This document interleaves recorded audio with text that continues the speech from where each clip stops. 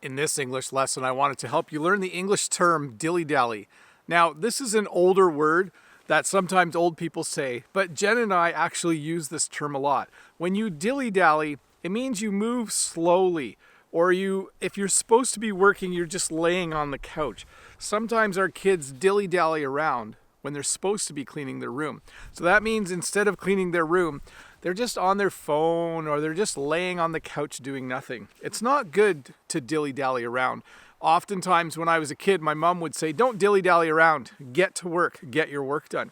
And then I would get it done. So an older phrase, kind of a funny thing to say, or an older term, kind of a funny sounding term, but you should not dilly-dally around. When it's time to study English, don't dilly-dally, just get studying. The second phrase I wanted to teach you today is the phrase get moving. And this is the opposite of dilly-dallying around. If you are doing nothing and you need to get a job done, you need to get moving. This is similar to the phrase get a move on. I think I taught that phrase a few months ago. When you say to someone get a move on, you want them to get started. When you say to someone, hey, get moving, it doesn't mean like physically moving. It can, but it usually means you need to get started.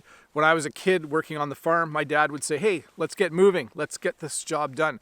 The sooner we get started, the sooner we're finished. So I needed to get moving.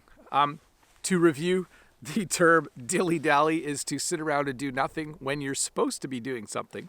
And the phrase get moving means that you need to get started or you need to get going on a job that you need to do. But hey, let's look at a comment from a previous video. This comment is from Cat's English. And Cat's English says, I have a knack for writing stories. I have written some stories based on my daughter's school life. And my response was, that is awesome. Writing is an awesome talent to have. I wish I had time to write more. So Kat, thank you for that comment. That is cool that you are a writer or that you enjoy writing. For me, writing is something that I do enjoy doing as well, but it takes a lot of time. When I write something, I never feel like it's good, and I want to rewrite it a whole bunch of times because I want it to be perfect before I let anyone see it or before I read it to someone. So I have done a little bit of writing, but probably not as much as you have. So very cool. I hope a lot of you out there enjoy writing. The enjoyment of writing goes along really well with learning English. It's good to have that skill when you're learning a language like English. Hey, I have to apologize for yesterday's video. For some reason, the video got cut short. When something gets cut short, it ends before it's supposed to end. I'm not exactly sure what happened yesterday. As I was reading the comments, I noticed some people saying, hey, the video got cut short or the video ended early. So I went and looked and there is like 12 seconds missing or something like that. I don't know what happened. I'll make sure that doesn't happen with this video today though. I'll make sure that it doesn't get cut short. Hey, I wanted to mention a few things as well. One is that people were commenting on how beautiful all of the white snow is behind me and how they couldn't believe that it was still winter and still white here. Well, you'll notice I'm not wearing gloves today and I'm just wearing actually a short sleeve shirt under my coat.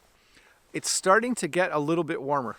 It's still -3 right now. You might think I'm crazy for being outside in -3 weather with just a short sleeve shirt on underneath my coat. But it's actually quite comfortable. I'll be honest, my fingers are a little bit cold, but you know, I'm Canadian. This is just what it's like in the winter. I think I've said that too many times. I'll see you next week with another short English lesson. Have a good weekend.